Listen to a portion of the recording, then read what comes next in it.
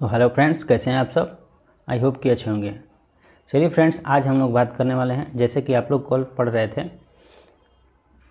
यानी कि हम लोग पढ़ रहे थे जो गणित का न्यूमेरिकल क्वेश्चन है उसको पढ़ रहे थे फॉर सीटेट के लिए, यानी कि सीटेट स्पेशल ये है, ठीक ना। हम लोग लिख रहे हैं यहाँ पर सीटेट 2022-23, ठीक है।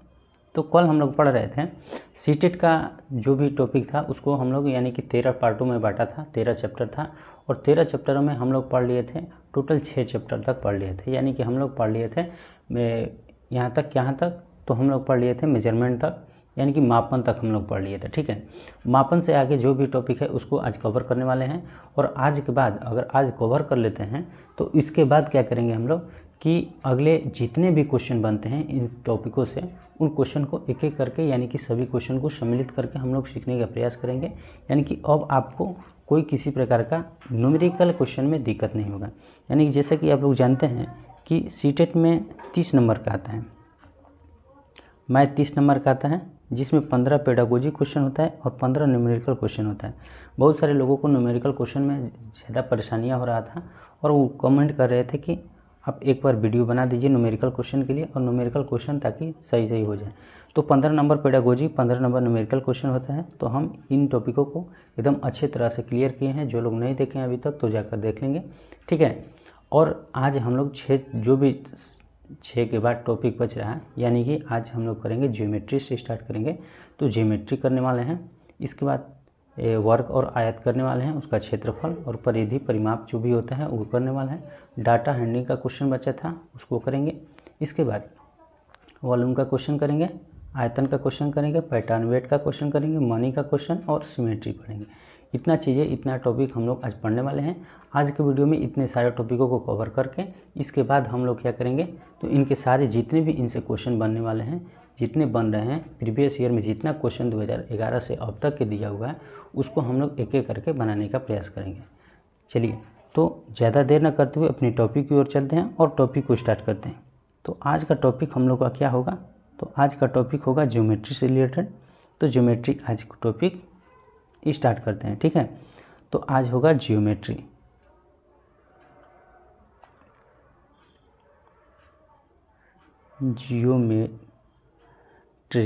ज्योमेट्री, ठीक है। इसको हम लोग हिंदी में क्या बोलेंगे, तो हिंदी में हम लोग बोलते हैं, क्या बोलते हैं, तो ज्यामिति बोलते हैं, ज्यामिति, ठीक है दोस्तों, इसको ज्यामिति बोलते हैं। तो ज्यामिति, सबसे पहले ज्यामिति के कुछ बेसिक रूल्स हैं, कुछ बेसिक चीज़ें हैं, उसको पढ़ने का प्रयास करेंगे, उसको समझने का प्रयास करेंगे। इसके बाद जो भी चीज़ें हैं उसको आगे देखने की करें।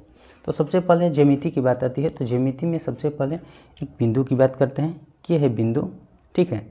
बिंदु से स्टार्ट होता है और एक बिंदु होता है, दो बिंदु होता है, यानी कि इस बिंदु से स्टार्ट करते हैं। ये बेसिक चीज़ें हैं, आप लोग अच्छे तरह से जानते भी होंगे। जो लोग नहीं जानते हैं तो आज जान जाएंगे, ठीक है। तो देखिए, आप लोग कहिएगा कि एक बिंदु से कितने लाइन हो सकते हैं, तो आप लोग कहिएगा कि एक बिंदु से अनंत लाइनें हो सकती हैं। कैसे, तो देखते हैं। मान लेते हैं कि एक बिंदु है तो एक बिंदु से अनंत लाइनें हो सकती हैं, इसमें कोई लिमिट है नहीं, ठीक है। बहुत सारी लाइनें हो सकती हैं, अनंत लाइनें हो सकती हैं। अब एक चीज़ यहाँ पर और क्वेश्चन आता है कि दो बिंदुओं से कितने लाइनें बन सकती हैं, तो दो बिंदुओं से कितनी लाइनें बन सकती हैं, तो दो बिंदुओं से बस एक ही लाइनें बन सकती हैं। कितना लाइनें, एक लाइन बन सकती हैं, इसके अलावा अब लाइनें नहीं बन सकती। ये बेसिक चीज़ें हैं, ठीक है, आप लोग जानते हैं। इसमें एक चीज़ और आता है, इस सेगमेंट का मतलब होता है रेखाखंड। रेखाखंड का मतलब होता है दो बिंदुओं से मिलकर बना वो खंड को रेखाखंड कहते हैं। सेगमेंट जो होता है, एक एक करके समझिए।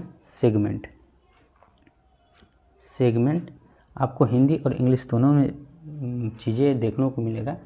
सेगमेंट का मतलब होता है रेखाखंड, सेगमेंट का मतलब होता है रेखाखंड। तो रेखाखंड जो होता है वो दो बिंदुओं से मिलकर क्या होता है, बना होता है। रेखाखंड यहाँ पर दो बिंदुओं से मिलकर बना होता है, इसको हम लोग रेखाखंड कहते हैं, ठीक है।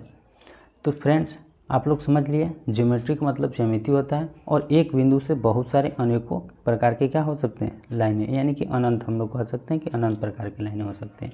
दो बिंदुओं की बात किया जाए तो एक लाइनें बन सकती हैं, उन्हीं को हम लोग क्या कहते हैं, रेखाखंड कहते हैं। जैसे कि हम लोग चर्चा में किए हैं कि रेखाखंड यानी कि दो बिंदुओं से मिलकर जो बना होता है वो रेखाखंड कहलाता है, ठीक है। अब बात आता है किरण का। तो किरण की जब बात आएगा तो किरण के लिए हम लोग क्या करेंगे कि किरण की बात आएगा जब, तो इसको हम इरेज कर देते हैं, ठीक है। चलिए अब आइए किरण को देख लेते हैं। किरण का मतलब होगा यानी कि रेज, रेज का मतलब किरण हो गया, ठीक है। तो किरण का मतलब हो गया क्या, जब एक बिंदु से यानी कि एक साइड बंद हो और एक साइड का हो खुला हो, उसको हम लोग किरण कहते हैं। यानी कि एक बिंदु से बहुत दूरों तक जाने वाली रेखा को क्या करते हैं हम लोग किरण कहते हैं, यानी कि लाइन को किरण कहते हैं। यानी कि किरण में एक होता है, जैसे रेखाखंड में होता है कि दोनों बिंदुओं से क्या होता है, दोनों बिंदुओं पर समान रहता है, ना इधर बढ़ेगा ना इधर बढ़ेगा, ये रेखाखंड हो गया। लेकिन किरण होता है कि एक साइड एकदम लगातार बढ़ते रहता है, एक साइड का होगा लगातार, देख रहे हैं जैसा कि ये तीर है, तीर लगातार क्या होगा बढ़ते जाएगा, ठीक है, ये एक साइड बढ़ते जाएगा, ठीक है। अब ये रे के बारे में आप लोग समझ लिए, रे का कॉन्सेप्ट बढ़िया समझ लिए। एक होता है स्ट्रेट लाइन, जिसको सीधी रेखा हम लोग कहते हैं, स्ट्रेट लाइन। स्ट्रेट लाइन क्या होता है, स्ट्रेट लाइन स्ट्रेट लाइन होता है एक, यानी कि सीधी रेखा जिसको बोलते हैं, सीधी रेखा, ठीक है। तो सीधी रेखा क्या होता है, ये दोनों तरफ से बढ़ता जाता है, दोनों तरफ से क्या होता है, ये बढ़ता जाता है, इसका कोई अंत नहीं, इधर भी बढ़ेगा और इधर भी बढ़ेगा। तो आप लोग कौन कौन सा चीज़ सीख लिए, सेगमेंट के बारे में सीख लिए, रे यानी कि किरण के बारे में सीख लिए, और स्ट्रेट लाइन के बारे में सीख लिए। इसके बाद डॉट या बिंदु पॉइंट के बारे में भी सीख लिए, ठीक है। तो आप लोग का क्वेश्चन अगर आएगा कि एक पॉइंट से कितनी रेखाएं बन सकती हैं, तो अनंत रेखाएं बन सकती हैं। रेखाखंड का मतलब कि दो बिंदुओं से बना खंड को रेखाखंड बोल देंगे, ठीक है। दो बिंदु उसमें होता है। और रे क्या होता है कि एक बिंदु से लगातार अनंत तक चलने वाली रेखा को क्या कहते हैं, रे कहते हैं। और स्ट्रेट लाइन की अगर बात की जाए, यानी कि सीधी रेखा की बात की जाए, तो ये दोनों तरफ चलने वाली रेखा है, ये निरंतर चलने वाली रहती है, ठीक है। इसमें कोई दिक्कत नहीं हो रहा होगा, ठीक है विद्यार्थी। चलिए आगे बढ़ते हैं हम लोग। तो आगे बढ़ने से पहले इसको इरेज कर देते हैं, आप लोग जो भी है इसको नोट डाउन कर लीजिएगा, ठीक है। चलिए आगे बढ़ते हैं। आगे अब इसमें सीखना क्या है, तो आगे इसमें और सीखना है ट्रायंगल के बारे में। इसके बाद कुछ बेसिक चीज़ें जो आ जाएगा परीक्षा में पूछ लेगा, इससे पहले हम लोग पढ़ लेते हैं। इसको क्या करते हैं, सर्किल के बारे में पढ़ लेंगे, ठीक है, यानी कि वृत्त के बारे में। तो चलिए ट्रायंगल के बारे में एक एक करके देखते हैं। ट्रायंगल से क्वेश्चन भी आता है, उसको भी देखेंगे। यानी कि जिस टॉपिक को हम लोग पढ़ रहे हैं उस टॉपिक का क्वेश्चन भी देखेंगे, ताकि इससे क्या होगा, किसी प्रकार का कोई दिक्कत नहीं हो रहा है, ठीक है। तो चलिए हम अब क्या देखेंगे कि ट्रायंगल को देखेंगे। ट्रायंगल का मतलब जैसे कि आप लोग जानते हैं क्या होता है, ट्रायंगल। ट्रायंगल का मतलब आप लोग जानते हैं कि होता है क्या, त्रिभुज। त्रिभुज, ट्रायंगल का मतलब क्या होता है, त्रिभुज। यानी कि ट्रायंगल कहने से ही पता चलता है, ट्रायंगल माने कि तीन, यानी कि तीन भुजाओं वाले, यानी कि तीन भुजाओं से घिरे हुए क्षेत्र को हम लोग क्या बोलेंगे, त्रिभुज बोलेंगे। कोई भी तीन भुजा हो, ये कोई ज़रूरी नहीं है, कोई भी तीन भुजा हो, ठीक है, उसके घिरे हुए क्षेत्रों को हम लोग क्या बोलेंगे, त्रिभुज बोलेंगे, ठीक है। ये सब क्या है, ये सब त्रिभुज हैं, ठीक है, ये सब त्रिभुज हैं। और जब त्रिभुज पढ़ लिए तो इसमें क्या होता है कि और सा चीज़ें होते हैं कि कौन कौन सा त्रिभुज होता है, किस आधार पर त्रिभुज को बांटते हैं। तो त्रिभुज को देखिए दो आधारों को बांटते हैं हम लोग, एक बांटते हैं साइड के आधार पर, और दूसरा बांटते हैं क्या, किसके आधार पर, तो एंगल के आधार पर। पहला साइड के आधार पर, दूसरा एंगल के आधार पर। अब इसमें चीज़ें देखनी होती हैं कि कौन सा साइड के आधार पर कौन कौन से त्रिभुज होते हैं, और एंगल के आधार पर कौन कौन से कोण होते हैं, यानी कि त्रिभुज के कोण होते हैं। तो उसमें कहा जाएगा, तो उसको सबसे पहले हम लोग देखेंगे। तो सबसे पहले इसको देखेंगे कि कितने आधार पर हम लोग बांटें त्रिभुज को, तो दो आधारों पर बांटे, एक साइड के आधार पर और एक एंगल के आधार पर, ठीक है। तो एक साइड के आधार पर और एक एंगल के आधार पर। तो साइड के आधार पर और एंगल के आधार पर दो तरह के बांटे, तो एक हो गया साइड के आधार पर और दूसरा हो गया एंगल के आधार पर। तो साइड के आधार पर जो बांटते हैं हम लोग, वो तीन तरह से बांटते हैं। कौन कौन से, तो पहला जो होता है वो होता है समबाहु, समबाहु त्रिभुज, समबाहु त्रिभुज, ठीक है, त्रिभुज, समबाहु त्रिभुज, जिसको इंग्लिश में हम लोग क्या बोलते हैं, इक्विलेटरल बोलते हैं, इक्विलेटरल, ठीक है। इंग्लिश वालों भी समझ लेंगे कि इंग्लिश में समबाहु को इक्विलेटरल बोलते हैं। दूसरा होता है समद्विबाहु, दूसरा क्या होता है, समद्विबाहु, समद्विबाहु, ठीक है। समद्विबाहु त्रिभुज होता है, ठीक है, यहाँ पर ट्रायंगल लिख दिया, समद्विबाहु त्रिभुज, जिसको इंग्लिश में क्या बोलते हैं, आइसोसेल्स बोलते हैं, आइसोसेल्स बोलते हैं। और तीसरा क्या होता है, जो तीसरा होता है विषम बाहु त्रिभुज, क्या होता है, तो विषम बाहु त्रिभुज होता है, ठीक है, विषम बाहु त्रिभुज होता है, विषम बाहु त्रिभुज, जिसको इंग्लिश में हम लोग क्या बोलते हैं, स्केलेन ट्रायंगल बोलते हैं, यानी कि त्रिभुज बोलते हैं, ठीक है। तो आप लोग समझ लिए कि साइड के आधार पर 3 प्रकार के त्रिभुज होते हैं, समबाहु, समद्विबाहु और विषम बाहु। देखिए सम कहने का मतलब ही आप लोग को समझ में आ जाना चाहिए, आप लोग समझते भी होंगे कि सम के मतलब बराबर, बाहु के मतलब क्या होता है, भुजा, यानी कि सभी भुजें बराबर जिसके हो उसको समबाहु त्रिभुज कहते हैं, जिसकी सभी भुजाएं क्या हो, बराबर हो। मान लेते हैं कि ये 2 सेंटीमीटर, ये 2 सेंटीमीटर और ये 2 सेंटीमीटर, यानी कि ये भी 2, ये भी 2, ये भी 2, यानी कि सभी भुजाएं इसके समान हो, उसको हम समबाहु त्रिभुज बोलेंगे, ठीक है, यानी कि जिसकी सभी भुजाएं क्या हो, समान हो। अब अगला आता है कि समद्विबाहु, यानी कि सम, यानी कि सम मीन्स बराबर, द्वि का मतलब 2 और बाहु का मतलब भुजा, यानी कि जिस त्रिभुज की 2 भुजाएं आपस में बराबर हो उसे समद्विबाहु त्रिभुज हम लोग बोलेंगे। एग्जाम्पल फॉर हम लोग ले लेंगे कि समद्विबाहु यानी कि 2 भुजा हम लोग को क्या होना चाहिए, बराबर होना चाहिए, कोई भी 2 भुजा बराबर हो उसको हम लोग समबाहु क्या बोलेंगे, समद्विबाहु बोलेंगे, ठीक है। तो समद्विबाहु त्रिभुज उसको बोल देंगे, यानी कि ये 2 सेंटीमीटर, ये 2 सेंटीमीटर, ये 3 सेंटीमीटर, यानी कि 2 भुजाएं हम लोग को आपस में बराबर होना चाहिए, उसे समद्विबाहु बोलेंगे, ठीक है। ये ऐसे कि समबाहु का कॉन्सेप्ट समझ लिए आप लोग, समद्विबाहु के समझ लिए, और एक विषम बाहु। विषम का मतलब आप लोग जानते हैं कि जिसकी कोई भी भुजा बराबर ना हो, यानी कि विषम यानी कि अलग अलग, यानी कि तीनों भुजा उसका क्या होता है, अलग अलग होता है। विषम का तीनों भुजा क्या होता है, तो अलग अलग होता है, तो इसको क्या कहेंगे, विषम बाहु त्रिभुज बोल देंगे, ठीक है, यानी कि कोई भुजा इसका सेम नहीं रहेगा, विषम बाहु त्रिभुज हो गया।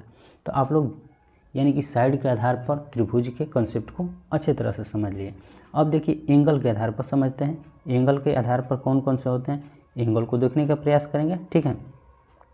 तो इसको क्या कर दें, हम इरेज कर दे रहे हैं, ठीक है, इसको इरेज कर देते हैं और आगे देखते हैं एंगल के आधार पर, ठीक है। तो एंगल के आधार पर जो हम बात करेंगे कि एंगल के आधार पर भी होता है 3 तरह का, न्यून कोण, समकोण और अधिकोण, न्यून कोण, समकोण और अधिकोण, ठीक है। यानी कि इंग्लिश में इसको अगर बात किया जाए, यहाँ पर लिख देते हैं कि कौन कौन से होते हैं। तो पहला होता है कौन, न्यून कोण, ठीक है। दूसरा क्या होता है, तो दूसरा हम लोग कहेंगे कि समकोण होगा, समकोण, और तीसरा क्या होगा, अधिक कोण, अधिक कोण। आप लोग समझ रहे हैं, ठीक है। निम्न कोण का मतलब होता है एक्यूट एंगल, इसको एक्यूट एंगल कहते हैं। दूसरा क्या होता है समकोण, जिसको राइट एंगल कहते हैं, दूसरा राइट एंगल, और तीसरा अधिक कोण जो कि ऑब्ट्यूज एंगल कहते हैं। अब इसकी बात किया जाए तो निम्न कोण का मतलब क्या होता है, समकोण का मतलब क्या होता है, और अधिक कोण का मतलब क्या होता है। तो देखिए इन चीज़ों को समझने के लिए हम लोग एक एक करके प्रयास कर रहे हैं, क्या कि निम्न कोण का मतलब होता है जिस थीटा का मान 90 डिग्री से क्या हो, कम हो, यानी कि जिस कोणों का मान 90 डिग्री से कम हो, यानी कि जो तीनों भुजाएं हैं, मान लेते हैं कि त्रिभुज है तो तीनों भुजाएं को मिलाकर उसका योग कितना हो, यानी कि 180 डिग्री होना चाहिए। त्रिभुज में तो 180 डिग्री तीनों भुजाओं का कोण का होता है, कि तीनों कोण के मिलाकर कितना डिग्री होना चाहिए, तो 180 डिग्री होना चाहिए, ठीक है। लेकिन इसमें क्या होता है कि एक होता है न्यून कोण, एक होता है समकोण और एक अधिक कोण। तो इनमें जो न्यून कोण होता है इसमें तीनों कोण का, यानी कि तीनों एंगलों का मान जो होता है, तीनों एंगल को मान लेते हैं, ये एंगल हो गया, ये एंगल हो गया और ये एंगल, ये तीनों एंगल का मान होता है 90 डिग्री से कम होगा, हमेशा 90 डिग्री से क्या होगा, कम होगा। मान लेते हैं कि 60 डिग्री का हो जाएगा, 36 18 यानी कि 180 डिग्री हो गया, तो यानी कि 90 डिग्री से कम। तो इसमें हम लिख सकते हैं कि जो न्यून कोण होता है उसमें क्या होता है कि थीटा का मान 90 डिग्री से क्या होता है, कम होता है, 90 डिग्री से कम होगा, उसको हम लोग क्या कहेंगे, न्यून कोण बोलेंगे। जैसे कि आप लोग अच्छी तरह से समझ लिए कि न्यून कोण का कंसेप्ट क्या है, कि न्यून कोण यानी कि थीटा का मान जो 90 डिग्री से कम होगा उसको न्यून कोण बोलेंगे। अब बात आती है समकोण की। तो समकोण की बात जैसे ही आएगी तो समकोण का मतलब क्या होगा, यानी कि एक कोण उसका क्या होगा, सम होगा, एक कोण का होगा सम होगा, यानी कि 90 डिग्री का मान, एक कोण 90 डिग्री का होगा। तो समकोण का मतलब एक कोण 90 डिग्री का, तो थीटा का मान क्या होगा, तो 90 डिग्री के क्या होगा, आप लोग कह सकते हैं कि बराबर होगा। थीटा का मान क्या होगा, 90 डिग्री के बराबर होगा। जैसे कि आप लोग अच्छी तरह से इसको समझ रहे हैं कि निम्न कोण में थीटा का मान 90 डिग्री से कम हो रहा है और समकोण में 90 डिग्री के बराबर हो रहा है। अब बात कीजिए अधिक कोण। तो अधिक कोण का मतलब क्या होगा कि अधिक कोण में होता है कि थीटा का जो मान होता है वो 90 डिग्री से अधिक होता है। 90 डिग्री से क्या होगा, वो अधिक होगा। किसका मान, थीटा का मान। तो हम लोग लिख सकते हैं कि 90 डिग्री से अधिक होगा किसका मान, थीटा का मान। तो इसका अगर बनाना होगा एंगल तो इस तरह से कुछ बनेगा, ठीक है। यानी कि ये होगा उससे अधिक, यानी कि 90 डिग्री से हमेशा एक कोण, सभी को नहीं बात करें, एक का बात करें, एक कोई कोण 90 डिग्री से बड़ा हो जाएगा तो उसे अधिक कोण हम लोग कह देंगे, ठीक है। तो इतनी सारी जो भी कंसेप्ट है इनसे रिलेटेड था उसको हम लोग अच्छी तरह से समझ लिए। एक चीज़ इसमें और आता है, एक आता है सप्लीमेंट्री एंगल और दूसरा आता है कॉम्प्लीमेंट्री एंगल। उसको भी समझने का प्रयास करेंगे। इसको आप लोग अच्छी तरह से समझ लिए होंगे, ठीक है। चलिए, तो एक होता है सप्लीमेंट्री एंगल और दूसरा होता है कॉम्प्लीमेंट्री एंगल, ठीक है। तो उसको हम लोग समझने का प्रयास करेंगे। चलिए इसको इरेज कर देते हैं, ठीक है, इसको इरेज कर देते हैं। अब सप्लीमेंट्री और कॉम्प्लीमेंट्री एंगल क्या होता है उसको देख लेते हैं, ठीक है। चलिए तो सप्लीमेंट्री एंगल का मतलब होता है सप्लीमेंट्री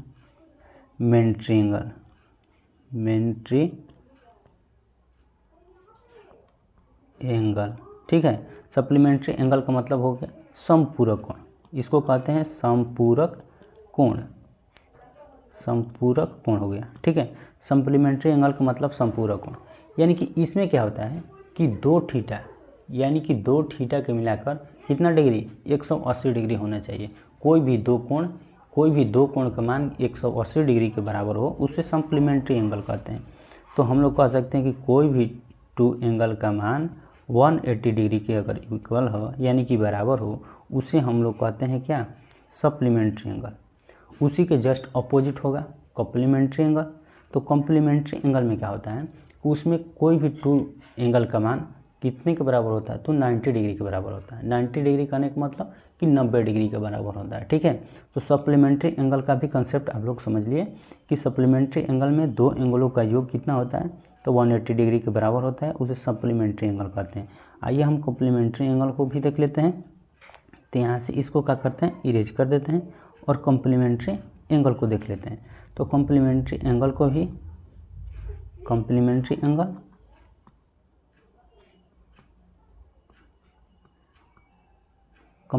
एंगल यानी कि क्या हो गया, कोटिपूरक कोण, उसको हिंदी में कहते हैं कोटिपूरक कोण, ठीक है।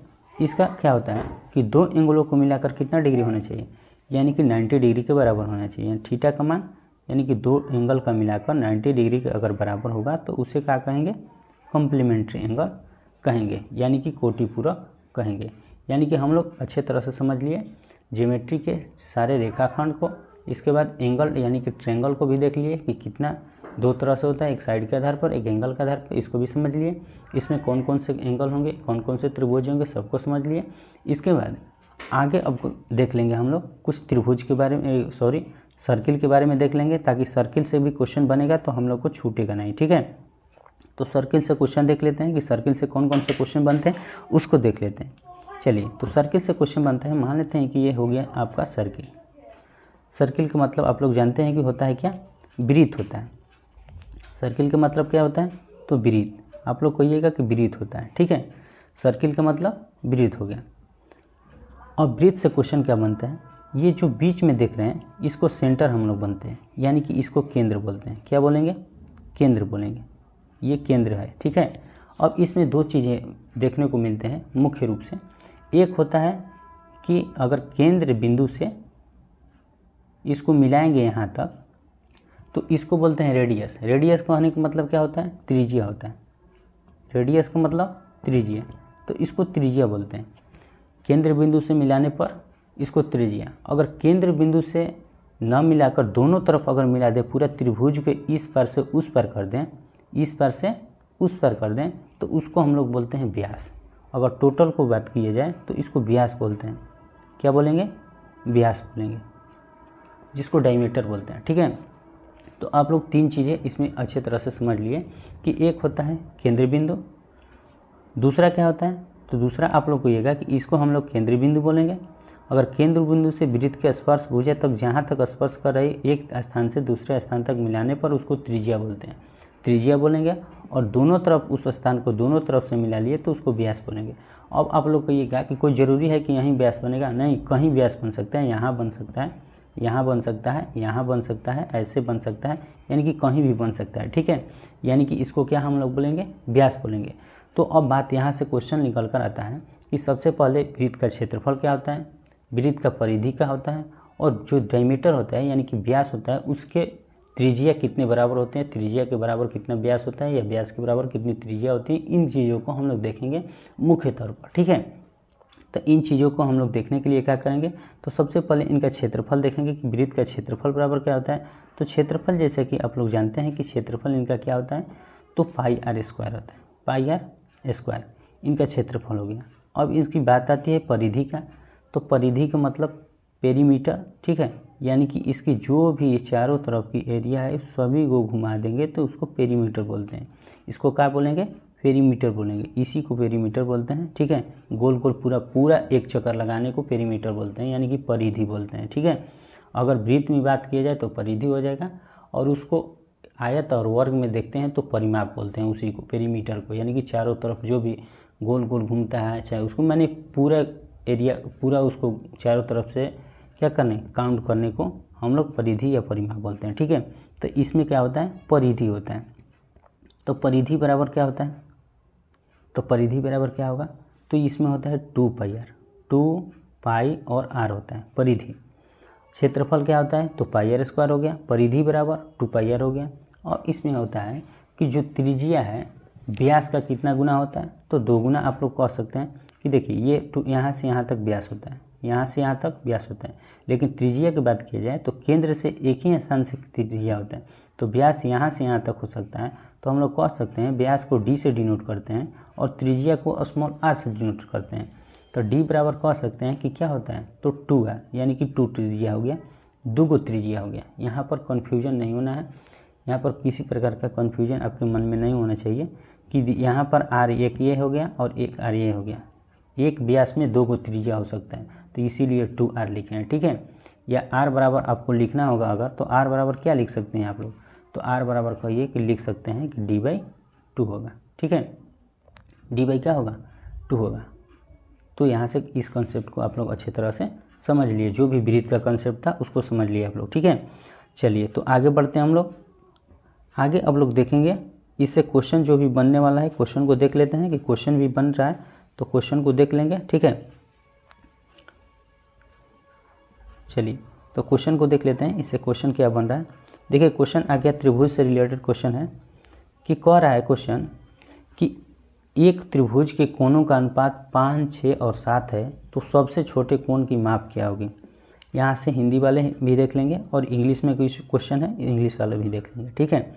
तो यहाँ पर देख लीजिए कि 5, 6, 7 है, तो सबसे न्यून यानी कि सबसे छोटा जो कोण है, यानी कि स्मॉलेस्ट एंगल की बात कर रहा है कि स्मॉलेस्ट एंगल का मान क्या होगा उसको ज्ञात करना है। तो देखिए स्मॉलेस्ट एंगल की बात कर रहा है, तो स्मॉलेस्ट एंगल हम लोग क्या करते हैं, मानते हैं कि हम लोग को तीनों एंगल का मान कितना डिग्री होना चाहिए, 180 डिग्री होना चाहिए। यानी कि हम लोग यहाँ पर लिख सकते हैं कि 5x + 6x + 7x = कितना डिग्री होना चाहिए, 180 डिग्री होना चाहिए कि नहीं होना चाहिए। आप लोग कहेंगे कि जी होना चाहिए, तो होना चाहिए 180 डिग्री होना चाहिए। तो इन सभी कोणों को हम लोग क्या करेंगे, इस सभी को जोड़ देंगे, तो कितना हो जाएगा, 5, 6, 11 और क्या हो जाएगा 7, कितना हो जाएगा 18। यानी कि आप लोग कह सकते हैं कि 18x बराबर कितना हो जाएगा 180 डिग्री, ठीक है। तो x बराबर क्या हो जाएगा, तो इधर मल्टीप्लाई में इधर आएगा तो क्या हो जाएगा डिवाइड में हो जाएगा। यानी कि हम लोग कह सकते हैं कि 180/18 कैंसिल कर दिए तो 10 आ जाएगा, कितना 10 डिग्री आ जाएगा। तो सबसे स्मॉलेस्ट का बात कर रहा है, तो सबसे स्मॉलेस्ट इसमें कौन है, तो 5x आप कहिएगा कि 5x है, तो 5x बराबर कितना हो जाएगा, यानी कि x का मान हम लोग का 10 है यहाँ, तो 5 × 10 यानी कि कितना हो जाएगा, तो 50 डिग्री आप लोग कहिएगा कि आंसर हो जाएगा। यानी कि 50 देखिए ऑप्शन में, ऑप्शन नंबर सेकंड में 50 डिग्री दिया है यहाँ पर, तो 50 डिग्री यहाँ पर आंसर हो जाएगा। यानी कि आप लोग अच्छे तरह से इसको समझ लिए कि किस तरह से क्वेश्चन परीक्षा में पूछता है। एकदम आसान क्वेश्चन पूछता है, यानी कि कॉन्सेप्ट अगर क्लियर कर लेते हैं तो कोई भी क्वेश्चन छूटने वाला नहीं होता है परीक्षा में। ठीक है, तो चलिए आगे बढ़ते हैं। आगे अब क्या देखेंगे हम लोग कि आगे हम लोग देखेंगे इसके बाद किसका, वर्ग और आयत टॉपिक था, टॉपिक नंबर 8, वर्ग और आयत। वर्ग और आयत, वर्ग और आयत, वर्ग और आयत के कॉन्सेप्ट को देखेंगे। तो वर्ग और आयत के कॉन्सेप्ट ज़्यादा कुछ खास नहीं है, इसमें दो चीज़ें पूछता है। एक चीज़ें पूछता है वर्ग का आयत क्षेत्रफल और वर्ग का परिमाप होगा जो पेरीमीटर होगा। इसके बाद आयत का क्षेत्रफल और आयत का क्या होगा, परिमाप। यहाँ से इस तरह का दो कॉन्सेप्ट बनता है और दोनों चीज़ों को आसानी से हम लोग समझने का प्रयास करेंगे। देखिए वर्ग का मतलब क्या होता है और आयत का मतलब क्या होता है, इसमें थोड़ा डाउट किसी किसी को होगा। ऐसे तो डाउट नहीं होना चाहिए, लेकिन डाउट अगर हो रहा होगा तो डाउट आज क्लियर हो जाएगा कि वर्ग का मतलब जिसकी चारों भुजाएं क्या हो, सेम हो। जिसकी चारों भुजाएं क्या हो, सेम हो, उसे क्या हम लोग कहेंगे, वर्ग कहते हैं। जिसकी चारों भुजाओं क्या हो, सेम हो, उसको वर्ग कहते हैं। और जिसके चारों भुजाओं का, चारों भुजाएं सेम ना हो, आमने सामने की जो भुजा हो वो सेम हो, उसको क्या हम लोग बोलते हैं, तो उसको आयत बोलते हैं। अब यहाँ से बात आती है कि वर्ग क्या होता है और आयत क्या होता है। तो वर्ग का क्षेत्रफल और आयत का क्षेत्रफल, वर्ग का परिमाप और आयत का परिमाप क्या होता है। ठीक है, परिमाप का मतलब पेरीमीटर, उसी को परिधि बोलते हैं वृत्त के सेंस में, और इसी को अगर इसमें आइएगा तो परिमाप बोलते हैं। ठीक है, तो यानी कि अगर वर्ग की बात किया जाए तो अगर एक भुजा ए है तो ये भी भुजा ए होगा, ये भी भुजा ए होगा और ये भी भुजा ए होगा। यानी कि चारों भुजाएं इसमें क्या होता है, सेम होता है। यानी कि मान लेते हैं कि ए हुआ ये, तो ये भी ए हुआ, ये भी ए हुआ और ये भी ए हुआ। ठीक है, लेकिन आयत में उस तरह का नहीं होता है, आमने सामने की भुजा बराबर होता है। ये भुजा बराबर होगा इस भुजा के और ये बराबर होगा किस भुजा के, इस भुजा के। यानी कि ए हुआ तो ये ए हो गया, ये बी हुआ तो ये बी हो गया। आप लोग समझ लिए अच्छी तरह से। चलिए, यानी कि इसकी चारों भुजाएं सेम होता है, इसके आमने सामने की भुजा सेम होता है। ठीक है, तो अगर इसकी क्षेत्रफल की बात किया जाए तो आप कहिएगा कि वर्ग का क्षेत्रफल बराबर क्या होता है। तो वर्ग का क्षेत्रफल हम लोग कह सकते हैं कि जब क्या होता है, सभी भुजाएं क्या होता है, सेम होता है, तो इसका क्षेत्रफल हो जाएगा भुजा स्क्वायर, भुजा स्क्वायर। इसी को हम लोग कहते हैं साइड। भुजा को क्या बोलते हैं, साइड बोलते हैं, तो साइड स्क्वायर होगा। इसका होगा किसका, तो ये वर्ग का क्षेत्रफल हो गया, ये वर्ग का क्षेत्रफल हो गया भुजा स्क्वायर यानी कि साइड स्क्वायर। ठीक है, अब आयत के अगर क्षेत्रफल की बात किया जाए तो आयत का क्षेत्रफल बराबर हम लोग कह सकते हैं कि ये हो गया क्या, लंबाई हो गया, और ये हो गया क्या, चौड़ाई हो गया। तो लंबाई इंटू चौड़ाई होगा, लंबाई इंटू, हम शॉर्ट में लिख रहे हैं लंबाई इंटू चौड़ाई, जिसको हम लोग बोलते हैं एल इंटू बी। एल से लेंथ हो गया, बी से ब्रेथ हो गया। ठीक है, लेंथ इंटू ब्रेथ यानी कि हो गया लंबाई इंटू चौड़ाई हो गया। अब इसकी क्या हो गया, लंबाई इंटू चौड़ाई हो गया, इसका क्षेत्रफल। अब इसकी बात करते हैं पेरीमीटर का यानी कि परिमाप का। तो परिमाप क्या होता है कि देखिए, जब चारों भुजा ये सेम है तो इसका परिमाप क्या हो जाएगा, जब चारों भुजा इसका सेम है तो परिमाप यही ना होता है कि चारों भुजा सेम है तो चारों तरफ से, यानी कि इसका परिमाप की बात किया जाए तो इसका परिमाप होता है 4a। पी बराबर यहाँ से लिख सकते हैं कि 4a, पी का मतलब क्या होगा, पेरीमीटर, 4a। इसका पेरीमीटर क्या होगा, 4a, लेकिन इसका पेरीमीटर अलग हो जाएगा। आप कहिएगा कि ये भी तो उसी तरह का है, इसको भी उस तरह से लिख सकते हैं, लेकिन नहीं, इसमें क्या है कि सामने वाली भुजा क्या है, बराबर है। यानी कि एक ये हो गया, एक ये हो गया, यानी कि दो को ब्रेथ हो गया, दो को क्या हो जाएगा, ब्रेथ होगा, और दो को क्या हो जाएगा, एल हो जाएगा। यानी कि एक ये और एक ये, यानी कि 2l। यानी कि हम लोग लिख सकते हैं कि अगर इसका परिमाप लिखना होगा हमको तो लिख सकते हैं कि 2l प्लस 2b। इसी को हम लोग करते हैं क्या, 2 कॉमन ले लेते हैं, l प्लस b हो जाता है। आप लोग अच्छी तरह से समझ लिए इसको। फिर से एकदम फ्रेश हम क्या कर लेते हैं कि इसको क्या कर देंगे, फिर से फ्रेश हम लोग समझने का प्रयास करेंगे। यहाँ तक आप समझ लिए, अब हम कब समझ लेंगे, फ्रेश समझने का प्रयास करेंगे। एक को मिटा दिए, यहाँ पर हम आयत बना देते हैं, यहाँ पर हम क्या बनाते हैं, आयत को फिर से बना देते हैं। आयत को, ठीक है, आयत बन गया, ठीक है। अब इसका क्षेत्रफल और इसका परिमाप, तो सबसे पहले हम लोग लिखेंगे किसका, वर्ग का, वर्ग का पहले क्षेत्रफल लिखेंगे फिर परिमाप लिखेंगे। तो क्षेत्रफल आप लोग जानते हैं कि भुजा स्क्वायर, भुजा स्क्वायर होता है, और इसका परिमाप क्या हो जाएगा, तो 4 इंटू भुजा, 4 इंटू भुजा, ये हो गया वर्ग का। अब हम लोग देख लेंगे किसका, आयत का। तो आयत का क्या होता है कि आयत का क्षेत्रफल की अगर बात की जाए तो क्षेत्रफल क्या होता है, तो एल इंटू बी, लंबाई इंटू चौड़ाई हो गया। और अगर परिमाप यानी कि पेरीमीटर की बात की जाए तो ये होता है क्या, 2 इंटू एल प्लस बी।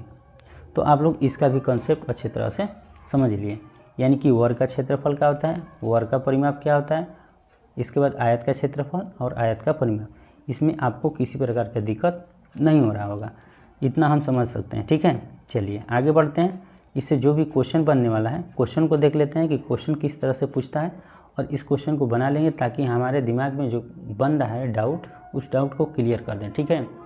तो इसी तरह का देखिए क्वेश्चन आता है और इसी तरह का क्वेश्चन हम लोग इसमें बनाने का प्रयास करेंगे। देखिए क्वेश्चन कह रहा है कि एक स्टील की तार एक वर्ग बनाती है, एक वर्ग बनाती है जिसका क्षेत्रफल 121 सेंटीमीटर स्क्वायर है। यदि इसी तार को एक आयत के आकार में क्या किया जाए, आयत के आकार में मोड़ा जाए, यानी कि आयत में मोड़ना है इसको, इसमें मोड़ना है, आयत में मोड़ना है, ठीक है, जिसकी चौड़ाई कितने दे दिया है, 8 दे दिया है, 8 सेंटीमीटर। तो आयत की लंबाई क्या है।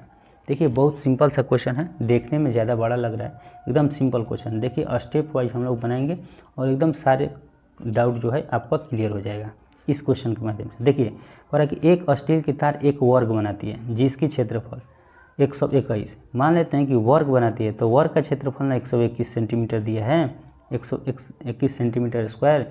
तो यहाँ पर हम लोग लिख सकते हैं कि वर्ग का क्षेत्रफल यानी कि स्टील के माध्यम से वर्ग का क्षेत्रफल कितना दे दिया है, 121 सेंटीमीटर स्क्वायर, इतना तो लिख सकते हैं।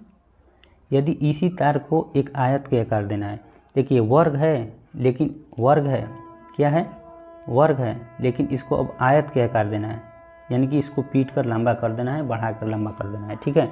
तो आयत, तो पहले वर्ग का क्षेत्रफल हम लोग जानते हैं कि वर्ग का क्षेत्रफल बराबर क्या होता है, तो भुजा स्क्वायर होता है, यानी कि भुजा स्क्वायर होता है। तो ए बराबर हम लोग कह सकते हैं कि भुजा स्क्वायर होता है, यानी कि भुजा यानी भुजा इंटू भुजा, तो किसका स्क्वायर ये है, तो 11 का स्क्वायर है, 11 इंटू 11, 11 इंटू 11 इसी का ना स्क्वायर है, तो इसका स्क्वायर है। तो ए बराबर हम लोग कह सकते हैं कि ए बराबर 11 होगा, ए बराबर 11 होगा। यहाँ तक किसी प्रकार का कोई डाउट नहीं हो रहा होगा, ठीक है। ए बराबर कितना हो गया, 11 हो गया। अब क्या होता है कि इसका वर्ग का जब क्षेत्रफल हम लोग निकाल लिए, इसका एक भुजा ज्ञात कर लिए कि एक भुजा का मान कितना होगा, तो 11 होगा। तो इसका पेरीमीटर निकाल लेते हैं, तो पेरीमीटर बराबर हम लोग जानते हैं कि कितना होता है, 4a होता है। तो पेरीमीटर बराबर जब 4a होता है तो 4 a की जगह पर कितना आया है, तो आप लोग कहिएगा कि 11 आया है। तो 4 गुने 11 बराबर कितना हो गया, तो 44 हो गया। यहाँ तक आप लोग अच्छी तरह से समझ लिए कि 4 यानी कि 44 हो गया, कितना हो गया, तो 44। यानी आप कह सकते हैं कि वर्ग का जो परिमाप है वो कितना आया है, 44 आया है।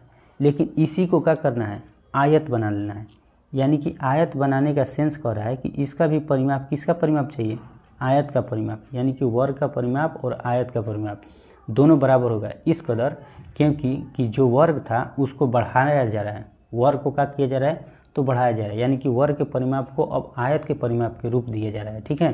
तो उसको क्या करेंगे हम लोग कि वर्ग के परिमाप को आयत के परिमाप के रूप दिया जा रहा है, तो वर्ग के परिमाप बराबर आयत के परिमाप कर देंगे। यानी हम लोग लिख सकते हैं, हम लोग क्या लिख सकते हैं, तो हम लोग लिख सकते हैं कि यहाँ से हम लोग इसको आप नोट डाउन कर लीजिए, यहाँ तक हम इरेज कर रहे हैं, ठीक है। तो इरेज करके हम लोग लिख सकते हैं कि परिमाप जो आया है हम लोग का वो आ गया है 44, किसका परिमाप, वर्ग का परिमाप। तो वर्ग का परिमाप आ गया है 44, यानी कि लिख सकते हैं कि वर्ग का पेरीमीटर पी से डिनोट कर रहे हैं, तो 44 आ गया। तो अब वर्ग का परिमाप बराबर आयत का परिमाप होगा, वर्ग का परिमाप बराबर आयत का परिमाप, ठीक है। यानी कि वर्ग का परिमाप कितना आया है, तो 44 आप लोग कहिएगा। आयत का परिमाप क्या होता है, तो होता है 2 इंटू एल प्लस बी। ठीक है, इसमें देखिए एक चीज़ है कि यहाँ पर बी दे दिया है, यानी कि चौड़ाई दे दिया है। आयत का चौड़ाई कितना दे दिया है, 8 सेंटीमीटर दे दिया है। तो यहाँ पर बी की जगह पर हम लोग 8 लिख सकते हैं ना। यहाँ तक तो कोई किसी को डाउट नहीं रहेगा। यहाँ पर 8 हम लिख सकते हैं बी की जगह पर। चलिए पहले देखिए, ये इसके साथ इंटू में, तो इधर आएगा तो डिवाइड में हो जाएगा, तो 2 से हम काट सकते हैं इधर 22 बार में। आप लोग कहिएगा कि जी हाँ आप काट सकते हैं। तो 22 बराबर हम लिख सकते हैं कि एल प्लस बी की जगह पर 8 लिख सकते हैं। 8 हो गया। देखिए एल प्लस 8, यानी कि 8 इधर प्लस में है, इधर आएगा तो क्या होगा, माइनस में होगा। यानी कि एल बराबर हम लोग कह सकते हैं कि 22 में 8 को क्या कर दीजिए, माइनस कर दिए, जितना बचा तो उतना हमारा आंसर हो जाएगा। यानी कि 22 में से 8 को घटाएंगे तो कितना बचेगा, 14 सेंटीमीटर हमारा क्या हो जाएगा, आंसर हो जाएगा। देखिए 14 सेंटीमीटर ऑप्शन नंबर 4 में दिया हुआ है। आप लोग अच्छे तरह से इसको समझ लिए। पहले क्या करना है कि वर्ग का क्षेत्रफल जो है, वर्ग का क्षेत्रफल के बाद उसका एक भुजा निकाल लेना है। एक भुजा से क्या करना है कि उसका परिमाप निकाल लेना है, और परिमाप निकालने के बाद इसका परिमाप और आयत का परिमाप दोनों को बराबर कर देना है। दोनों को बराबर करने के बाद क्या होता है कि इसको 2 इंटू एल प्लस बी होता है। एक चीज़ दे दिया है, बी दे दिया है, तो बी की जगह पर बी लिख देंगे। 2 से काट दिए 22 बार में 44, और 22 एल प्लस बी की जगह पर 8 है, और 8 माइनस कर दिए, एल बराबर 14 सेंटीमीटर। आपका आंसर निकल के आ गया। देखिए इतना ही सिंपल आता है एकदम। अब 30 सेकंड में बना दीजिए इस क्वेश्चन को। ठीक है, चलिए नेक्स्ट क्वेश्चन को देखते हैं। अगला क्वेश्चन बढ़ते हैं। अगला क्वेश्चन भी उसी तरह का दिया है, आप लोग अपने से बनाइए। देखिए इसमें थोड़ा लॉजिक लगाना है।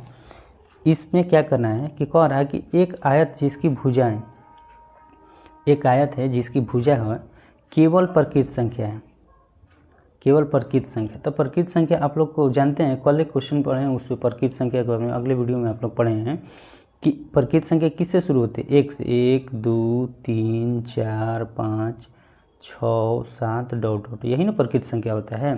तो प्रकृत संख्याओं में से है, उसका क्षेत्रफल 24 वर्ग सेंटीमीटर है, उसका परिमाप नहीं हो सकता है।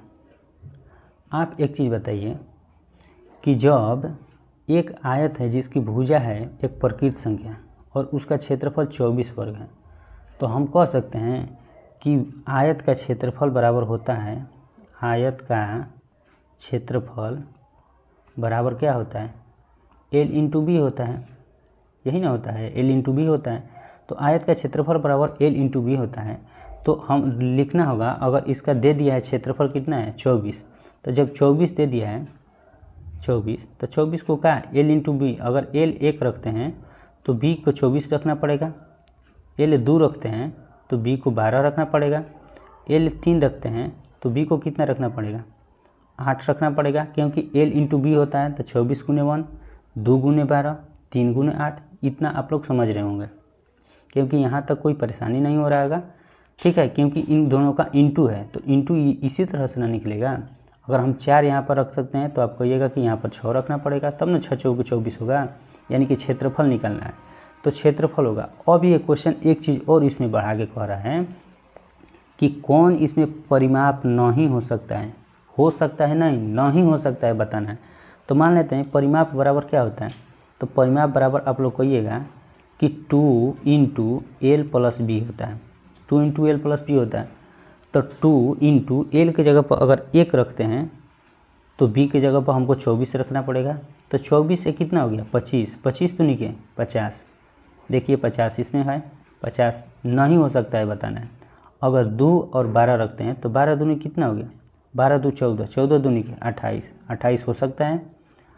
3 और 8 रखेंगे तो 8 3 11, 11 दूनी के 22, 22 भी हो सकता है। 4 और 6 10, 10 दूनी के 20, 10 दूनी के कितना हो गया 20, 20 भी हो सकता है। लेकिन देखिए तीनों हो सकता है, 25 एगो नहीं होगा, क्योंकि 25 नहीं आएगा। आप कहिएगा कैसे नहीं आएगा, तो देख लेते हैं यहाँ पर करके। देखिए 25 कैसे नहीं आएगा। मान लेते हैं कि यहाँ पर जब 1 और 24 रखें, 1 और 24 रखें तो कितना हो गया 25। आप 25 दूनी के कितना हो जाएगा 50 होता है। 25 दूनी के 50 होता है। यहाँ तक तो आपको समझ में आ रहा है। अगर 2 12 रखेंगे 14, 14 दूनी के 28, ये भी होता है। 3 11 रखेंगे तो 11 होगा, 11 दूनी के 22, ये भी हो जाएगा। और 4 और 6 10 हो जाएगा, तो 10 दूनी के 20, ये भी हो जाएगा। यानी कि ये हो गया, ये हो गया और ये हो गया। अब नहीं हो सकता है निगेटिव बताना है तो निगेटिव का निगेटिव, यानी कि ये नहीं होगा, 25 नहीं होगा। आपका फाइनली आंसर निकल कर आ गया। देखिए इसी तरह का क्वेश्चन क्या होता है, इसमें पूछता है आपको, ठीक है। तो आप लोग यहाँ से नोट डाउन इसको कर लीजिएगा। चलिए अब आगे बढ़ते हैं, अगले टॉपिक की ओर देखते हैं कि अगला टॉपिक क्या है। तो अगला टॉपिक है हम लोग का टॉपिक नंबर कितना, तो टॉपिक नंबर है 9, डाटा हैंडलिंग है। यानी कि डाटा हैंडलिंग हम लोग क्या पढ़े थे कल, डाटा हैंडलिंग।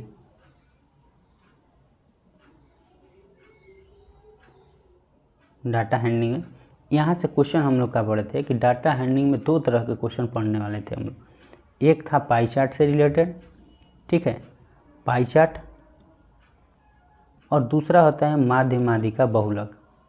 माध्य माध्यिका और एक है बहुलक, माध्य माध्यिका बहुलक। इसमें हम लोग पढ़ने वाले थे 2 तरह का। तो पाई चार्ट एक है और एक इस तरह का क्वेश्चन आता है, माध्य माध्यिका बहुलक से क्वेश्चन आता है।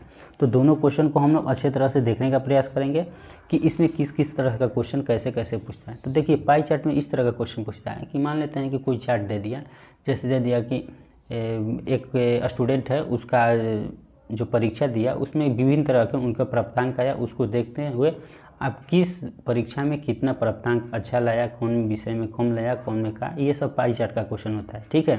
चाहे इस वर्ष में और अगले वर्ष में तुलना करने के लिए दे देगा कि 2021 और 2022 की अपेक्षा किस में किस विषय में बढ़िया उसका अच्छा परफॉर्मेंस रहा, ठीक है। ये हो गया आपका पाई चार्ट का क्वेश्चन, ठीक है। इस तरह के चार्ट आउट बना कर दे देगा आपको, ठीक है। और इसमें दे देगा स्टूडेंट, इसमें विषय दे देगा 2021 2022 दे देगा, और कौन विषय में कैसा परफॉर्मेंस रहा, ये पाई चार्ट का क्वेश्चन। इस क्वेश्चन पर भी चर्चा करेंगे हम लोग, अच्छे तरह से क्वेश्चन को देखेंगे। अब दूसरा आता है इसमें माध्य माध्यिका और बहुलक। इससे भी क्वेश्चन बहुत पूछता है और इसको भी हम लोग देखेंगे। तो चलिए दोनों तरह का क्वेश्चन देखने का प्रयास कर रहे हैं हम लोग कि पाई चार्ट से क्वेश्चन आप लोग समझ लिए किस तरह का आता है। क्वेश्चन जब करेंगे तो आपको मालूम हो जाएगा कि इस कैसे क्वेश्चन पूछता है। चलिए माध्य माध्यिका बहुलक के बारे में हम लोग पढ़ लेते हैं।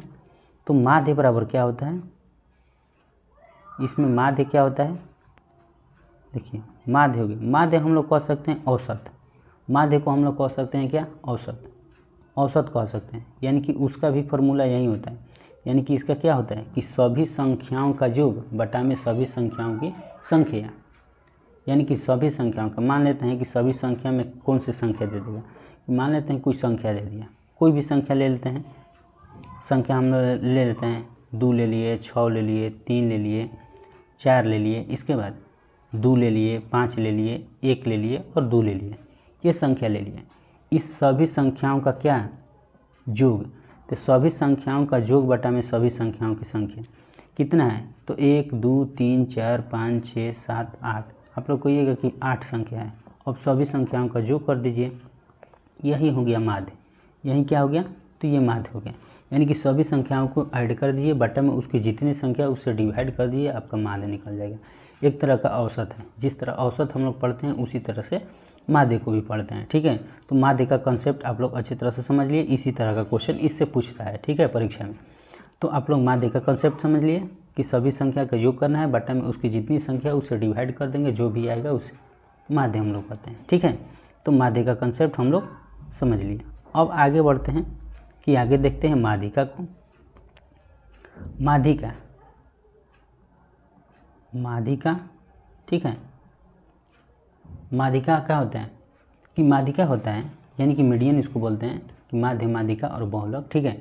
तो मीडियन क्या होता है कि इसमें क्या होता है कि जो भी संख्या दिया रहे उसकी बीच वाली संख्या को हम लोग माध्यिका बोलते हैं। बीच वाली संख्या यानी कि जो भी संख्या, मान लेते हैं कि 9 संख्या है तो 4 इधर छोड़ दिए, 4 इधर छोड़ दिए, बीच वाली संख्या हो गया तो माध्यिका हो गया। अगर 10 संख्या है तो 4 इधर छोड़ के, 4 इधर छोड़ के, 2 को बीच वाली बचा, उसी को जोड़ के उसको 2 से डिवाइड कर दिए, वो बीच वाली संख्या निकल जाएगी। यानी कि इसमें बीच वाली संख्या को हम लोग माध्यिका कहते हैं, बीच वाली संख्या को माध्यिका कहते हैं। कोई भी संख्या बीच वाली संख्या है, 2 हो गया, 3 हो गया, 4 हो गया, 5 हो गया, 7 हो गया, तो इसमें देखिए 2 इधर से 2 इधर से, यही माध्यिका हो गया, ठीक है। इसके बाद कोई भी संख्या 2 अगर 6 अंक का संख्या दे रहे हैं, 7 हो गया, 8 हो गया, 6 हो गया, 9 हो गया, 5 हो गया, 4 हो गया, तो इसको पहले सीरियल नंबर से सजा लेंगे। पहले 4 आएगा, फिर 6 आएगा, फिर 7 आएगा, फिर 8 आएगा, फिर 9 आएगा। इसको सजाने के बाद बीच वाला जो भी संख्या बचता है तो उसको अगर मान लेते हैं इसमें 2 संख्या बीच वाला बचा है तो दोनों को ऐड करके 2 से डिवाइड कर देंगे, मीडियन निकल जाएगा। यहाँ तक आप लोग अच्छे तरह से समझ लिए होंगे। चलिए इसको क्या करते हैं, हम इरेज करते हैं और बहुलक को देखते हैं, ठीक है। बहुलक को क्या करते हैं, देखते हैं, और तीनों देखने के बाद इससे जो भी क्वेश्चन है, क्वेश्चन 1 देखेंगे। इसके बाद क्या करेंगे, अगले कंसेप्ट की ओर चलेंगे। देखिए बहुलक क्या होता है, जो संख्या ज़्यादा बार पूछेगी वही बहुलक कहलाता है। मान लेते हैं कि 2 हो गया, 3 हो गया, 5 हो गया, 7 हो गया, 2 हो गया, 6 हो गया, ये हो गया। तो इसको क्या करते हैं, पहले सीरियल से सजाएंगे, ठीक है। इसके बाद 3, इसके बाद 5, इसके बाद 6, इसके बाद 7। जो संख्या ज़्यादा बार पूछेगी वही संख्या बहुलक होगा। बहुलक एकदम आसान है। देखिए इसमें ज़्यादा संख्या कौन पूछा है, तो ज़्यादा आप लोग कहिए कि 2 है, 2 बार है, तो यही क्या हो गया, 2 एक बहुलक हो गया। तो क्या हो गया, तो बहुलक हो गया। तो चलिए इससे क्वेश्चन देखते हैं और एक एक करके एक क्वेश्चन को बनाते हैं हम लोग, ठीक है। तो चलिए इसको एक क्वेश्चन को ले लेते हैं एग्जाम्पल के तौर पर, और उसी से माध्य, माध्यिका और बहुलक तीनों को देखने का प्रयास करेंगे हम लोग। माध्य, माध्यिका और बहुलक को देखेंगे। चलिए एग्जाम्पल के तौर पर हम ले लेते हैं कोई भी संख्या, 2 हो गया, 6 हो गया, 3 हो गया, 4 हो गया, इसके बाद 2, 5 और इसके बाद 2, 1 और 2। अब सबसे पहले इसमें क्या निकालेंगे हम लोग, तो हम लोग पहले माध्य निकालेंगे। तो माध्य निकालने का फॉर्मूला हम बताएं कि सभी संख्याओं का योग बटा में उसकी संख्या, तो सभी संख्याओं का योग कर देंगे। तो सभी संख्याओं को जोड़िए, 2 6 कितना होता है, 8, 8 3 11, 11 4 15, 15 2 17, 17 5 22, 22 2 24, 24 1 25, 25 2 27। आप लोग कहिएगा कि 27 टोटल हो गया। बटा में उसकी संख्या, कितनी संख्या है, तो 1 2 3 4 5 6 7 8 9, बटा में 9 हो गया। इसे डिवाइड कर दीजिए, कितना आया, 3 आया। तो 3 मेरा क्या हो जाएगा, माध्य हो जाएगा। ये माध्य हो गया, माध्य हो गया। 3 क्या हो गया, माध्य हो गया। अब माध्यिका निकालना हो, तो माध्यिका जब हमको लोगों को निकालना होगा तो इसको इरेज करते हैं और माध्यिका निकालते हैं, ठीक है। तो इसको इरेज करके माध्यिका हम लोग निकालने का प्रयास करते हैं।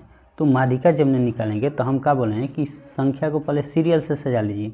तो सीरियल से आप लोग सजाइएगा तो पहले 2 आएगा, और देखते हैं 2 है तो और 2 है, फिर 2 है, 2 है, यानी कि 2 कितना है, 4 को 2 है। इसके बाद क्या आएगा, 1 है, सबसे पहले 1 को छोड़ दिए। इसके बाद क्या आएगा, तो 1 आएगा। इसके बाद 3 आएगा। इसके बाद और 3 देख लेते हैं, नहीं है। इसके बाद 4 है, इसके बाद 5 है। यानी कि हम देखें कि 1 है, इसके बाद 4 को 2 है, इसके बाद 3 है, इसके बाद 4 है, 1 है, 5 है। तो देखेंगे कि माध्यिका में हम लोग क्या पढ़े हैं, कि माध्यिका में पढ़े हैं कि बीच वाली संख्या होता है। तो देखेंगे कितनी टोटल संख्या है, तो 1 2 3 4 5 6 7 8, एक और क्वेश्चन घट रहा है, यानी कि 6 घट रहा है। 8 1 9, टोटल 9 था। तो 9 जब क्वेश्चन टोटल संख्या है तो बीच वाली संख्या, तो बीच वाली संख्या तो इधर से हम लोग ले लिए 4 और इधर से ले लिए 4, 4 4 कितना हो गया, 8, और जो बीच वाली संख्या बचा यही हमारा क्या हो गया, तो आप लोग कहिएगा कि यही हो गया माध्यिका। तो यही हो गया क्या, माध्यिका। तो माध्यिका का भी कंसेप्ट हम लोग समझ लिए। अगर इस तरह का होगा, विषम संख्या पाएगा तो 1 होगा, अगर सम संख्या पर कोई संख्या आ गया तो दोनों का जोड़ के 2 से डिवाइड कर देंगे, वही माध्यिका हो गया। अब बहुलक है, बहुलक एकदम सिंपल है। बहुलक जिसकी संख्या जितनी ज़्यादा होगी वही बहुलक होगा। तो देखिए इसमें आप लोग अच्छे तरह से समझ रहे हैं कि 2 की संख्या सबसे ज़्यादा है। 2 की संख्या कितना है, 4 है, 1 2 3 4, तो यही हो गया क्या, 2 हमारा हो गया बहुलक। 2 हो गया क्या, बहुलक। तो आप लोग माध्य, माध्यिका और बहुलक का भी अच्छे तरह से समझ लिए, इसमें किसी प्रकार का डाउट नहीं होगा। डायरेक्ट क्वेश्चन आता है और डायरेक्ट आप लोग को बनाने को देगा, एकदम सिंपल सा क्वेश्चन आता है। आप जब प्रीवियस ईयर क्वेश्चन कराएंगे ना तो आप लोग खुद समझ जाइएगा कि ये कैसा कैसा क्वेश्चन पूछता है। जैसे ही कॉन्सेप्ट, जैसे आपका टॉपिक क्लियर होगा उसी तरह का लगातार प्रीवियस ईयर का 2-4 गो क्लास चलेगा मैथ का, और उसमें सारे कॉन्सेप्ट सारे आपका क्लियर हो जाएंगे, जितना भी डाउट है सब क्लियर हो जाएंगे, ठीक है। चलिए तो डाटा हैंडलिंग पढ़ लिए हम लोग, अब हम लोग पढ़ेंगे वॉल्यूम से। तो वॉल्यूम को कहता है कि वॉल्यूम से पढ़ेंगे, वॉल्यूम का मतलब आयतन होगा। वॉल्यूम का मतलब क्या होता है? तो आयतन होता है। तो आयतन में कुछ खास नहीं होता है, बस आयतन पूछता है घन का, घनाभ का, शंकु, बेलन का, इसी का। तो इसका फार्मूला आप लोग अगर याद कर लेते हैं तो इसमें कुछ ज़्यादा क्वेश्चन नहीं, फार्मूला बेस्ड क्वेश्चन होता है कि इसका आयतन इतना इतना सेंटीमीटर है, इतना इतना में भाग बांटना है तो क्या होगा। तो उस तरह का क्वेश्चन हम लोग कराएंगे तो आप लोग समझ जाइएगा कि आयतन से किस तरह का क्वेश्चन पूछता है। ठीक है, तो इसका फार्मूला आप लोग लिख लीजिए, फार्मूला ज़रूरी है याद करना। तो सबसे पहले इसमें आता है घन आता है, घनाभ आता है, शंकु आता है, बेलन आता है, यही सब कुछ आता है। ठीक ना, घन, घनाभ, शंकु, बेलन इसका आता है। तो इसका आयतन आप लोग लिख लीजिए। घन का आयतन क्या होता है? तो भुजा क्यू होता है, एक क्यू लिख सकते हैं इसको। इसके बाद घनाभ का LBH होता है, LBH यानी कि लंबाई, चौड़ाई और ऊंचाई होता है। और शंकु का क्या होता है? तो 1/3 होता है, पाई R² होता है। और बेलन का आयतन क्या होता है? तो पाई R²H। जैसे कि आप लोग पाई के बारे में पीछे चर्चा हुआ है, R के बारे में चर्चा हुआ है, H का मतलब ऊंचाई हो गया, B के मतलब चर्चा हुआ है कि B का मतलब चौड़ाई और L का मतलब लंबाई। तो आप लोग इस फार्मूला को नोट डाउन कर लीजिएगा। ठीक है, और इससे आपका कंप्लीट हो जाएगा। ठीक है, आगे बढ़ते हैं। आगे जब बढ़ेंगे तो आगे इसके बाद पैटर्न को देखेंगे और वेट की क्वेश्चन आता है। पैटर्न और वेट से क्वेश्चन आता है। ठीक है, पैटर्न और वेट से क्वेश्चन आता है जो कि आपका टॉपिक है, पैटर्न और वेट। तो पैटर्न वेट से क्वेश्चन जब आता है तो पैटर्न के क्वेश्चन आता है, सिंपल सा क्वेश्चन आता है, आप लोग एकदम बना दीजिएगा। मान लेते हैं कि पैटर्न का कुछ इस तरह से आता है, A दे दिया, B दे दिया, C दे दिया, तो आगे क्या होगा? मान लेते हैं कि यहाँ पे कोई उल्टा भी दे देगा, चाहे नंबर से क्वेश्चन दे देगा, यानी कि 2 दे दिया, इसके बाद दे दिया 4 दे दिया, इसके बाद 9 दे दिया, तो आगे क्या क्वेश्चन होगा? इस तरह का पैटर्न का क्वेश्चन आता है। वेट का भी कुछ क्वेश्चन खास नहीं है, वेट का भी क्वेश्चन इसी तरह से आता है कि कोई चीज़ का मूल्य दे देगा कि इतना kg का है, ये इतना kg का वस्तु है और इतना 1.5 kg लेना है, ये वस्तु 2 kg लेना है, ये 5 kg लेना है। और इस तरह के क्वेश्चन को लास्ट में बताना है कि इतना रुपया दिए तो कितना रुपया वापस करेगा या कितना वेट हुआ उसका, इस तरह का क्वेश्चन उसमें आता है। तो एक एक करके सभी को देखेंगे, पहले कंसेप्ट क्लियर कर लेते हैं। तो इसमें ज़्यादा कुछ खास है नहीं। ठीक है, तो इसको देख लेते हैं क्वेश्चन के माध्यम से। क्वेश्चन दिया होगा तो देखिए, पैटर्न का क्वेश्चन यहाँ पर दिया है, तो इसमें क्वेश्चन पैटर्न के माध्यम से देख लेते हैं। देखिए इसी तरह का क्वेश्चन आता है, 910 हो गया, 821, 732 और 643। अगला सीरीज आपको बताना है कि क्या होगा। देखिए इसमें लॉजिक लगाइए, क्या किया है। तो देखिए इसमें किया क्या है कि ऐड किया है। देखिए 9 1 10, 8 2 10 1 11, यानी कि ऐसे किया है 9 + 1 + 0 बराबर 10, 8 + 2 + 1 बराबर क्या हो गया? 11 हो गया, 7 + 3 + 2 बराबर क्या हो गया? तो 12 हो गया, 6 + 4 प्लस क्या हो गया? 3, तो 6 4 10 3 13 हो गया। अब अगला आपको बताना है कि अगला क्या होगा। तो इसमें से देखेंगे ऑप्शन में से कि कौन 14 बनता है, कहीं से कि 10 11 12 13 और 14 वाला बनाना है। तो 14 क्या होगा? तो देखिए ऑप्शन ए में है कि 5 को ऐड करेंगे, +5 को 10 को और +4 को कितना हो गया? 14, यानी कि इसी तरह का क्वेश्चन आता है। तो ऑप्शन नंबर क्या हो जाएगा? ए आपका करेक्ट आंसर हो जाएगा। ठीक है, इस तरह का पैटर्न का क्वेश्चन आता है। तो एकदम सिंपल सा क्वेश्चन होता है, आपको ज़्यादा दिक्कत नहीं होगा। जब क्वेश्चन हम कराएंगे तो आप लोग अच्छे तरह से इसको समझ पाइएगा। अगला देखिए, पैटर्न के बाद मनी आता है। ठीक है, मनी का मतलब रुपया। ठीक है, तो मनी से भी क्वेश्चन आता है कि कल क्वेश्चन हम लोग, अगर कल का वीडियो आप लोग देखे होंगे, कल एक क्वेश्चन कराए थे कि मान लेते हैं कि एक लड़का है, ठीक है, और वो 10 रुपया के नोट लेकर जाता है। 10 रुपया का क्या लेकर जाता है? नोट लेकर जाता है, और 6 रुपया का पेन खरीद लेता है। 6 रुपये का क्या करता है? पेन खरीद लेता है। तो कितना रुपया उसको मिला? तो आप लोग कहिएगा कि ये तो एकदम सिंपल चीज़ है कि 4 रुपया मिला। तो 4 रुपया जब मिला तो क्वेश्चन यहाँ से एक और पूछा था उसमें कि जब 4 रुपया उसको मिला तो 4 रुपया दुकानदार उसको 1 1 और 2 2 के सिक्का के रूप में दिया। एक एक और दो दो के सिक्का के रूप में दिया तो कितना रुपया उसको प्राप्त हुआ, इस तरह के क्वेश्चन पूछता है मनी से रिलेटेड। ठीक है, मनी से रिलेटेड इस तरह का। तो एक एक का कितना सिक्का देगा, तो आप कहिएगा कि एक एक के 2 गो देगा और 1 गो 2 के देगा, तो कितना रुपया हो गया, 4 रुपया हो गया ना। तो यही क्वेश्चन इसी तरह का क्वेश्चन आता है और इस तरह का क्वेश्चन एकदम सिंपल होता है, आप लोग बना पाइएगा अगर कंसेप्ट आपका क्लियर है। तो आज आपका कंसेप्ट क्लियर हो गया।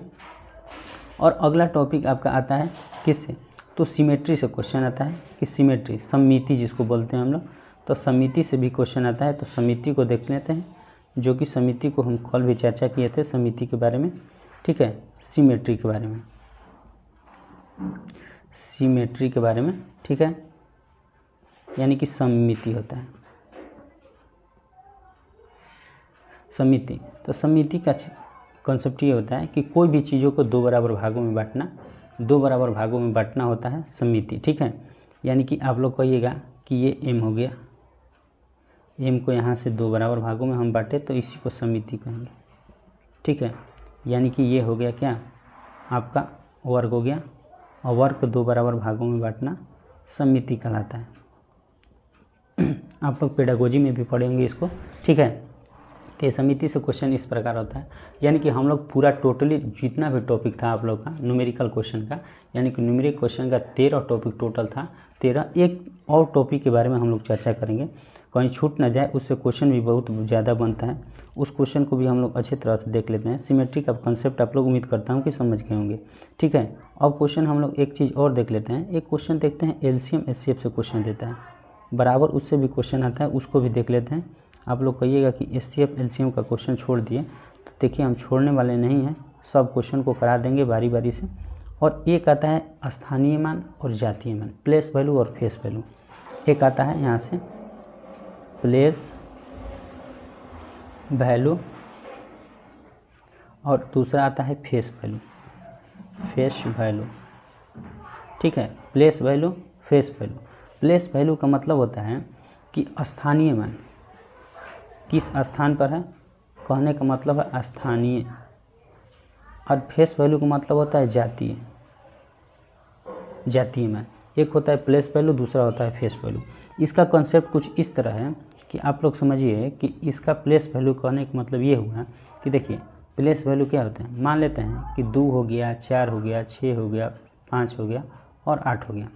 इसमें आप लोग को क्वेश्चन आएगा, इस तरह का क्वेश्चन आएगा कि दी हुई संख्याओं में 4 का स्थानीय मान या प्लेस वैल्यू निकालें। ठीक है, तो 4 का अगर स्थानीय मान आपको निकालने का कहे तो 4 के 4 तो लिखेंगे, लेकिन उसके बाद जितना भी संख्या आएगा उतना 0 हम लोग लिख देंगे प्लेस वैल्यू में। ध्यान से, थोड़ा ध्यान से समझने का प्रयास करिएगा कि प्लेस वैल्यू में क्या किए कि जिस संख्या का प्लेस वैल्यू पूछेगा वो संख्या तो लिखेंगे, उसके बाद जो भी संख्या आया उतना 0 लिख देंगे। जैसे कितना संख्या है, 3 संख्या है तो 3 0 लिख दिए, ये प्लेस वैल्यू हो गया। लेकिन जैसी फेस वैल्यू की बात किया जाए तो फेस वैल्यू का मतलब जिस संख्या का फेस वैल्यू पूछे, 4 का फेस वैल्यू पूछेगा तो वही संख्या हो जाएगा, अगर 2 का फेस वैल्यू पूछेगा तो वही संख्या हो जाएगा, यानी कि उसके बाद वाले संख्या से कोई मतलब नहीं है। फेस का मतलब एकदम सामने वाला, यानी कि वही होगा इसके। ठीक है, तो आप लोग इसका भी कंसेप्ट आप लोग समझ लिए कि प्लेस वैल्यू का मतलब जो संख्या है वो संख्या लिखेंगे, उसके बाद जो संख्या है उतना 0, और फेस वैल्यू का मतलब वही संख्या। एक चीज़ और, एक और आप लोग को लिख देते हैं, अगला एग्जाम्पल के माध्यम से समझा रहे हैं। ठीक है, चलिए एक एग्जाम्पल और लिख देते हैं। मान लेते हैं कि क्या हो गया, 5 हो गया, 7 हो गया, 6 हो गया, 9 हो गया, 2 हो गया। इसमें कह देगा कि इसमें क्या कह देगा कि 6 का स्थानीय मान निकालिए। 6 का क्या निकालना है, प्लेस वैल्यू। तो 6 का प्लेस वैल्यू निकालना होगा तो क्या होगा, 6 और 2 गो अंक है तो 2 गो 0। अब कह देगा कि इसमें 6 का स्थानीय मान निकालिए और 5 का जातीय मान, 5 का फेस वैल्यू। तो 5 का फेस वैल्यू हम क्या बताएं कि फेस वैल्यू का मतलब क्या होगा कि जो संख्या दिया है वही संख्या, यानी कि 5 का 5 हो जाएगा। अगर 2 का पूछता तो 2 ही होता। और इस तरह का क्वेश्चन देके और अंतर भी पूछता है कि इसका प्लेस वैल्यू का और फेस वैल्यू का अंतर क्या होगा, तो अंतर निकाल लेना है बस। इसमें से 5 होगा 9 हो जाएगा, 5 हो जाएगा 595 हो जाएगा। इसी तरह का क्वेश्चन क्या करता है, इसमें पूछता है। तो आप लोग जातीय मान और क्या स्थानीय मान और जातीय मान को कंसेप्ट भी कंप्लीट कर लिया। ठीक है, यहाँ से आप लोग का सब कंप्लीट हो गया। अब एक LCM HCF का क्वेश्चन आता है, उसको भी देख लेते हैं, क्यों ना उसको भी ख़त्म कर दें, वो डाउट रह जाएगा। ठीक है, तो उसको भी ख़त्म कर लेते हैं। तो LCM और HCF, एक होता है LCM और दूसरा होता है HCF। लोअर कॉमन मल्टीपल होता है और हायर कॉमन फैक्टर होता है इसका। ठीक है, इसका होता है लोअर कॉमन मल्टीपल,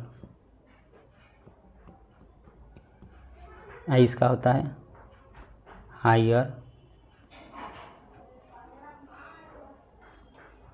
कॉमन और फैक्टर होता है फैक्टर, यानी कि इसका होता है लघुत्तम समापवर्त्य, इसका होता है महत्तम समापवर्त्य। लघुत्तम का मतलब छोटा से छोटा रूप और महत्तम का मतलब बड़ा से बड़ा रूप।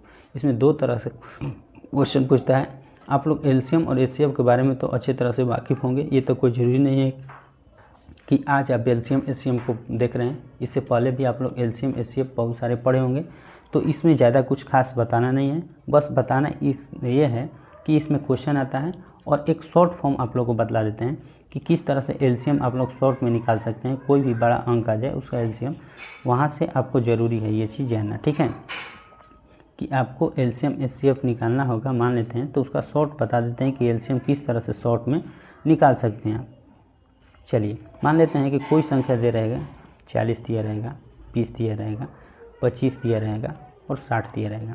इस तरह से बड़ा बड़ा संख्या आता है, तो बस आप लोग ये करते हैं कि इस तरह से बनाने लगते हैं कि इस तरह से कर लिए और 40 लिख दिए, 20 लिख दिए, 60 लिख दिए, इस तरह से बनाते हैं आप लोग। इसी तरह से न बनाते हैं।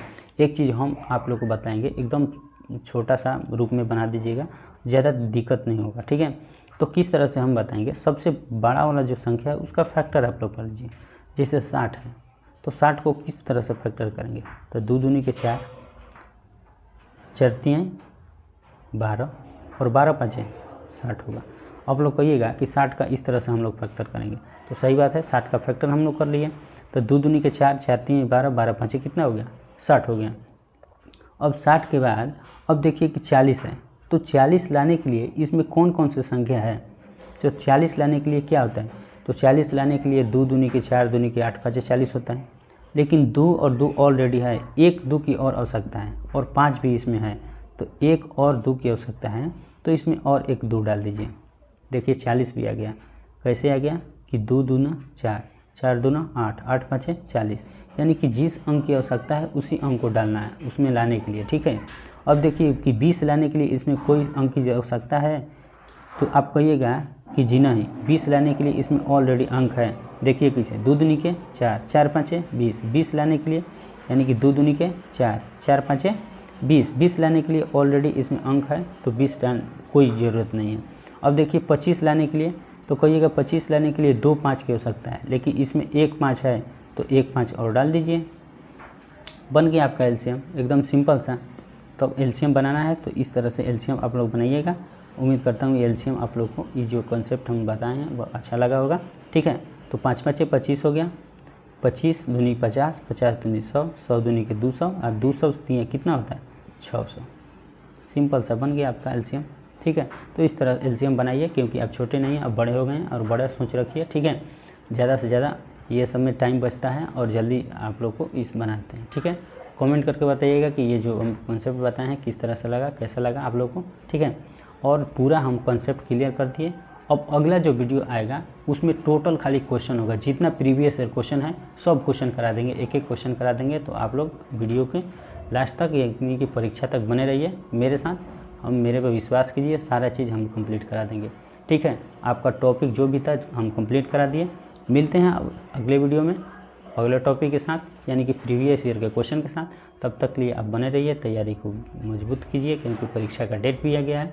तो मिलते हैं अगले वीडियो में अगले टॉपिक के साथ और प्रीवियस ईयर क्वेश्चन के साथ। तब तक के लिए जय हिंद।